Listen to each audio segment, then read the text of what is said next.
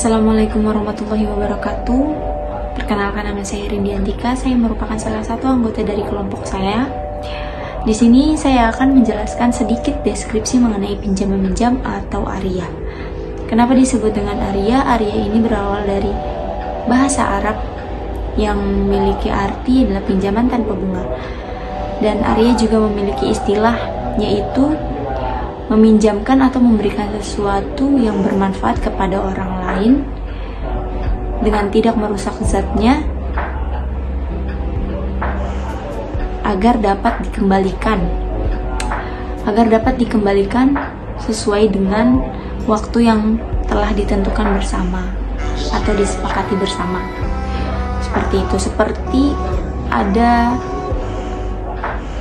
di Al-Quran surat Al-Maidah ayat 2 yang berbunyi, dan tolong menolonglah kamu dalam mengerjakan kebajikan dan takwa, dan janganlah tolong menolong dalam berbuat dosa dan pelanggaran, dan bertakwalah kamu kepada Allah, sesungguhnya Allah amat berat siksanya.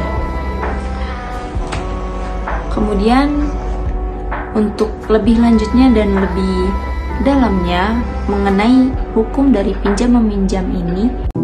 Perkenalkan, nama saya Melinda Widya Septiana. Di sini saya akan menjelaskan tentang adab pinjam meminjam atau utang piutang dalam Islam. Islam telah menetapkan kebolehan pinjam meminjam atau utang piutang, yaitu aktivitas pinjam meminjam sebatas yang diperbolehkan oleh syariat saja. Misalnya pinjam meminjam uang, pinjam meminjam barang, dan yang sejenisnya, dan memasukkannya ke dalam aktivitas ta'awun atau tolong menolong.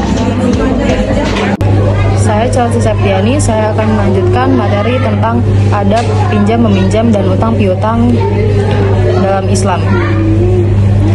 Pihak pemberi pinjaman haruslah selalu mengingat sabda Rasulullah SAW bahwa pinjaman kepada saudaranya yang kedua kali akan dicatat sebagai sedekah. Jadi kita tidak boleh dongkol atau kesal saat memberi pinjaman.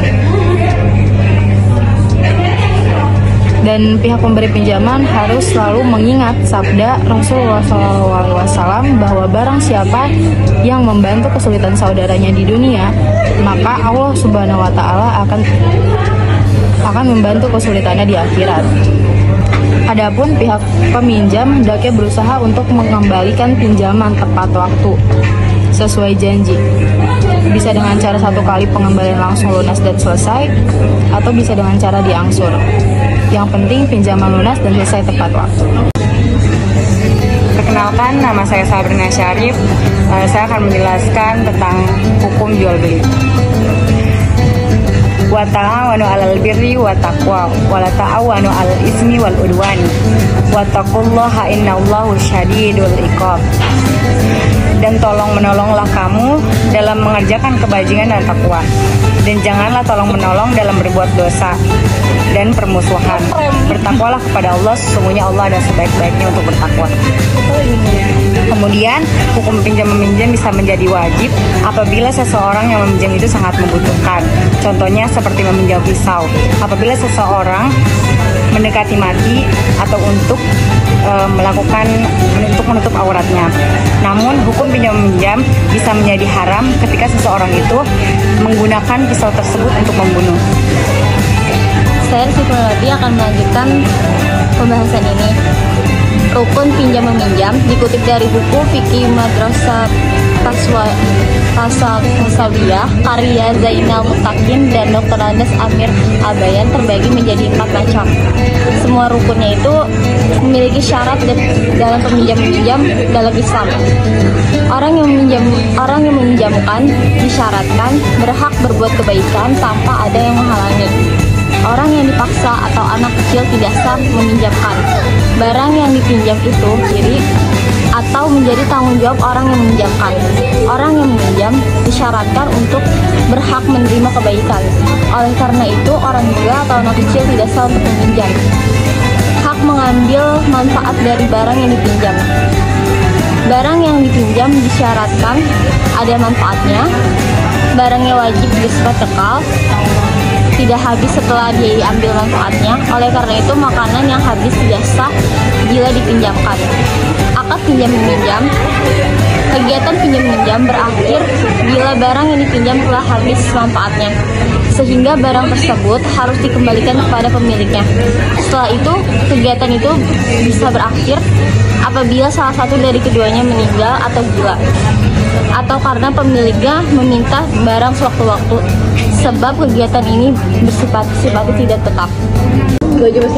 Pinjam meminjam adalah memberikan sesuatu kepada orang lain dengan tanpa memiliki persyaratan tambahan dalam pembayaran tersebut.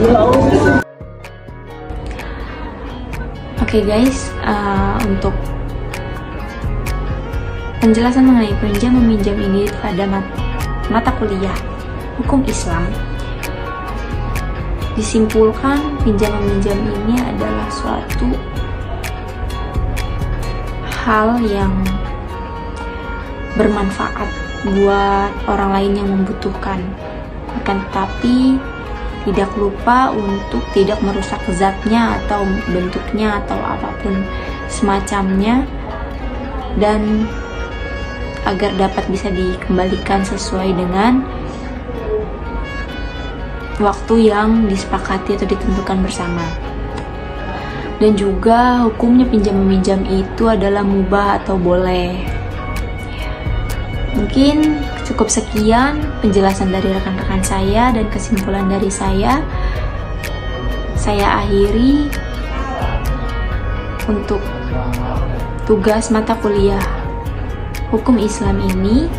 Terima kasih kepada dosen pengampu Pak Ulil dan rekan-rekan saya pada kelompok ini.